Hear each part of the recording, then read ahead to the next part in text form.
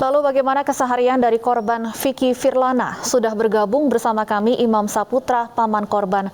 Selamat sore Pak Imam. Sore, Mbak. Ya, sebelumnya kami turut berduka cita Pak atas kehilangan yang dialami oleh keluarga. Iya, terima kasih. Baik Pak Imam, kalau boleh saya bertanya terlebih dahulu, apakah saat ini sudah dimakamkan Pak jenazah dari Vicky? Sudah di TPU Tanah Kusir. Baik Pak Imam, kapan dan bagaimana keluarga pertama kali mengetahui peristiwa yang menimpa Vicky? Kalau untuk pertama ya pasti kaget ya Mbak, kejadian seperti ini. Soalnya biasa sering nonton di TV, atau terjadi di keluarga kami gitu. Siapa yang menginformasikan peristiwa ini kepada pihak keluarga Pak? Dari temannya ponakan saya, korban. Baik, Vicky ini apakah tinggal seorang diri di Jakarta, Pak Imam? Oh tidak, sama keluarga besar saya. Tinggal bersama-sama di rumah yang sama dengan Pak Imam? Saya hanya beda di RT aja. Jadi berdekatan ya tempat tinggalnya dengan Pak Imam sendiri? Iya benar. Sering bertemu dengan Vicky, Pak Imam? Mengobrol mungkin? Mungkin terakhir kejadian ini kurang lebih 1 bulan saya bertemu korban. Disebutkan bahwa Vicky ini bekerja sebagai seorang chef ya Pak ya di restoran. Apakah sepengetahuan Anda ini memang sesuatu yang disukai atau menjadi hobi dari Vicky sendiri? Oh iya benar, emang dia sukanya di restoran ya. Dari kemana-mana dia selalu di restoran. Sudah kalau berapa? Untuk bagian-bagiannya saya kurang paham juga. Sudah berapa lama Pak Vicky bekerja di restoran tersebut? Kalau yang sama restoran ini baru ya, belum lama. Baik Karena Pak kan semenjak pandemi, ponakan saya kena apa ya? Kena dirumahkan gitu. Oh, sempat dirumahkan. Sempat curhat mungkin kepada Pak Imam pada saat itu? Kalau keponakan saya ini, kalau masalah ini jarang curhat ke saya dia. Paling kalau main musik dan olahraga lainnya sama saya dia. Sering menghabiskan waktu bermain musik dan olahraga bersama Vicky artinya ya? Iya benar. Iya, saya juga sempat mendengar Pak Imam, Vicky ini Anda sebutkan sebagai salah satu keponakan kesayangan Anda. Apa yang membuat Vicky begitu spesial, Pak Imam? Keponakan saya itu orangnya gimana? Ceria dia, humoris saja. Jadi sama saya tuh kurang lebih 11-12 lah, saya sering ketawa-ketawa juga. Walaupun lagi ada masalah tetap happy saya. Sama saya yang saya lihat di Vicky sama kayak saya dia. Jadi selalu terlihat positif, selalu terlihat ceria, walaupun mungkin sedang ada masalah, tidak pernah membawa masalah ini kepada keluarga begitu ya? Iya, mungkin kejadian ini ponakan saya takut kali, mungkin bilang ke saya ada masalah di luar seperti ini, dia diumpetin gitu, masa diumpetin kayaknya. Kalau emang waktunya kalau seandainya dia bilang, pasti saya backup dia.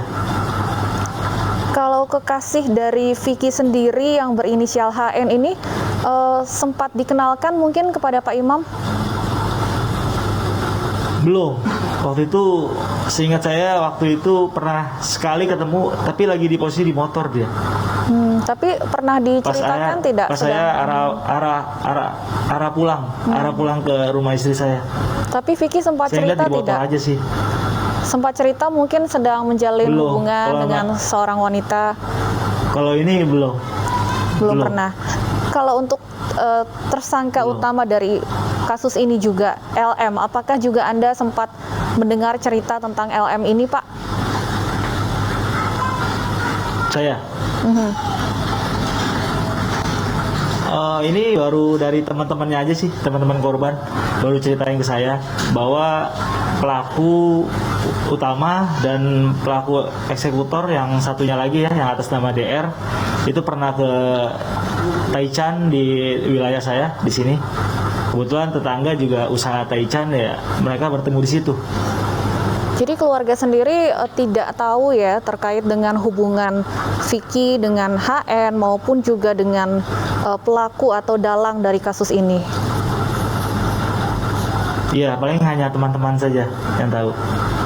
Baik, Pak Imam, dengan sudah tertangkapnya ketiga pelaku, apa mungkin harapan yang ingin disampaikan dari pihak keluarga? Kalau harapan keluarga, yang pasti saya minta hukuman yang berat, yang setimpal. Kalau bisa, saya minta sama Pak Budi hukum mati, Pak. Nyawa dibayar nyawa, Pak. Baik, tentunya keluarga merasa kehilangan yang sangat besar. Kami berterima kasih Pak Imam, Anda sudah meluangkan waktu untuk berbincang bersama kami di iNews Sore. Kita ke informasi lain, pemirsa, seorang terduga pelaku kasus narkoba di Lampung Utara kabur ke atap rumah dengan kondisi tangan terborgol. Tersangka menyerahkan diri setelah dibujuk ibunya.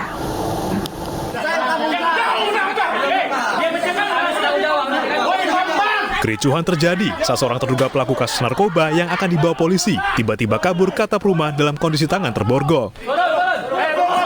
Polisi sempat melepaskan beberapa tembakan peringatan karena pelaku tidak mau turun.